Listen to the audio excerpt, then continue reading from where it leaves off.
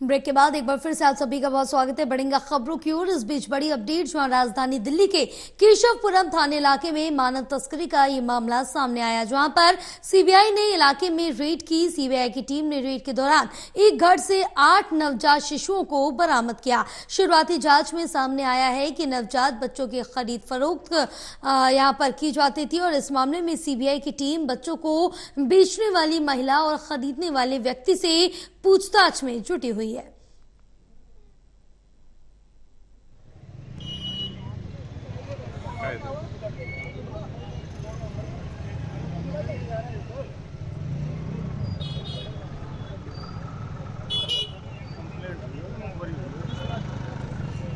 तो इस वक्त की बड़ी अपडेट आप तक पहुंचा रहे हैं, जहां आपको बताते चले दिल्ली से बड़ी अपडेट है, जहां मानव तस्करी का ये मामला सामने आया है और सीबीआई की रेड के दौरान 8 नवजात शिशुओं को बरामद किया गया है। और आपको बताते चले जहां नवजात बच्चों की खरीद फरोख्त की जाती थी और सीबीआई रेड के दौरान ये बड़ा खुलासा हुआ है और 8 नवजात शिशुओं को बरामद किया गया। इस वक्त की बड़ी खबर आप तक पहुंचा रहे हैं, जहां राजधानी दिल्ली के केशवपुरम थाने इलाके में मानव तस्करी का ये मामला है, जिसमें सीबीआई ने इलाके में रेड की और सीबीआई की टीम ने रेड के दौरान एक घर से 8 नवजात बच्चों को बरामद किया है। शुरुआती जांच में सामने आया है कि नवजात बच्चों की खरीद फरोख्त भी की जाती थी। हमारे साथ हमारे सहयोगी हर्षित फोन लाइन पर जुड़े हुए हैं और ज्यादा जानकारी लेंगे। हर्षित, क्या अपडेट मिल पा रही है? जहां दिल्ली से बड़ा खुलासा किया गया है, जिसमें सीबीआई की तरफ से रेड की गई तो 8 बच्चे बरामद हुए, जिसमें कहा गया है कि बच्चों की नवजात शिशुओं की खरीद फरोख्त की जाती थी।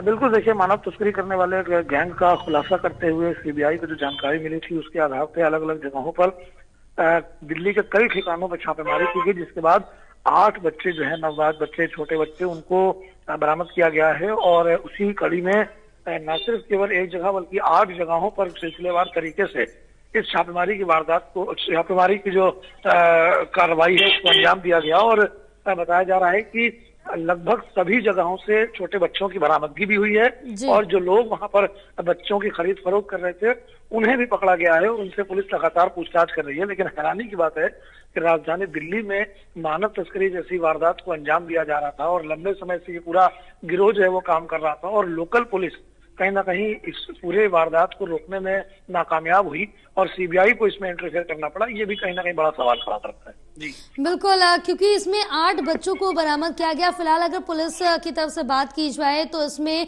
और कितने लोगों के शामिल होने का अनुमान जताया जा रहा है? क्या पूरी गैंग इसको लेकर काम करती थी? बिल्कुल, देखिए, गैंग ही बताई जा रही है और उसी गैंग के जो सदरकना थे उनसे लगातार जब जानकारी मिली है, सबसे पहले जो उत्तरी पश्चिमी दिल्ली का केशव नगर इलाका है वहां पे छापेमारी की गई। वहां से जिन लोगों को पकड़ा उनसे पूछताछ हुई और उसी पूछताछ की कड़ी में जिन जिन जगहों का एड्रेस पता पुलिस को मिलता रहा उन जगहों पर छापेमारी करती गई पुलिस। और बताया जा रहा है कि पूरी दिल्ली एनसीआर से कुल 8 बच्चों को बरामद किया है, कई लोगों को गिरफ्तार किया गया है, जिनसे पुलिस पूछताछ कर रही है और आगे आने वाले समय में और भी कई जगहों पर छापेमारी संभव हो सकती है। बिल्कुल, तमाम जानकारी साझा करने के लिए बहुत शुक्रिया हर्षित आपका।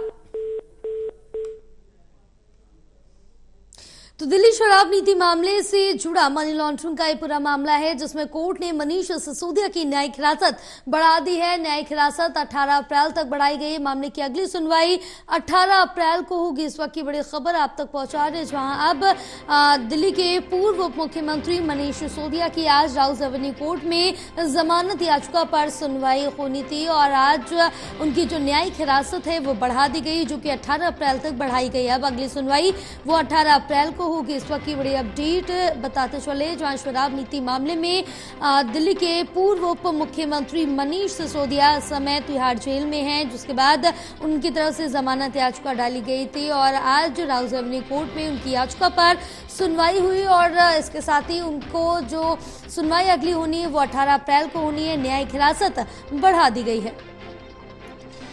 हमारे साथ हमारे सहयोगी रिया जुड़ी हुई हैं और ज्यादा जानकारी के साथ। रिया, क्या अपडेट मिल पा रही है? क्योंकि अब जिस तरह से देखें कि जमानत अर्जी डाली गई थी पूर्व उप मुख्यमंत्री मनीष सिसोदिया की तरफ से, लेकिन उनको राहत नहीं मिली है। उनकी न्यायिक जो हिरासत है वो बढ़ा दी गई 18 अप्रैल तक।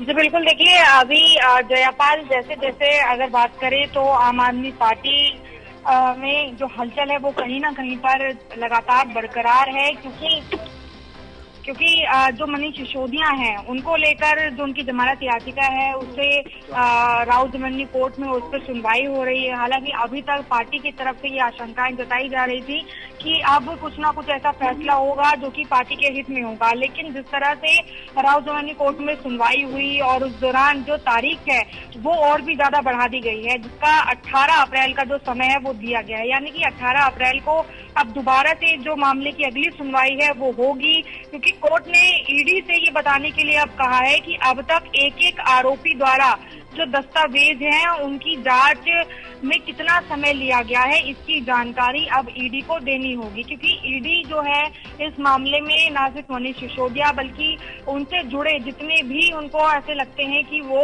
आरोपी उस मामले में है, जिस पर भी संदेह है, सबसे ईडी चाहती थी कि वो एक एक करके जो कार्रवाई है और जो इनपुट है उनको भी इकट्ठा करे। तो अब कोर्ट ने एक तरीके से ईडी को ये बताने के लिए कहा है कि अब तक उन्होंने जितने भी एक एक आरोपी द्वारा जो भी दस्तावेज इकट्ठे किए हैं, उनकी जो भी जांच की है, उनके लिए कितना समय उन्होंने लिया है और उन्हें क्या कुछ इनपुट मिल पाए हैं उससे, उन सभी की तमाम जानकारी जो है वो अगली सुनवाई में रखे। लेकिन इससे पहले हमने देखा था कि मनीष सिसोदिया जो कि बीती सुनवाई में अगर बात करें तो उनके वकील ने ये रखा था कि उन्होंने पूरी जो भी जांच पड़ताल हुई है उसमें अपना सहयोग दिया है और किसी भी सरकारी छूट का दुरुपयोग नहीं किया है और वो इस मामले में प्रभावशाली भी अब तक नहीं है और साथ में जो उनका पद है उससे भी इस्तीफा लिया जा चुका है और जो कोर्ट ने ईडी को एक समय दिया था वो भी पूरा हो चुका है।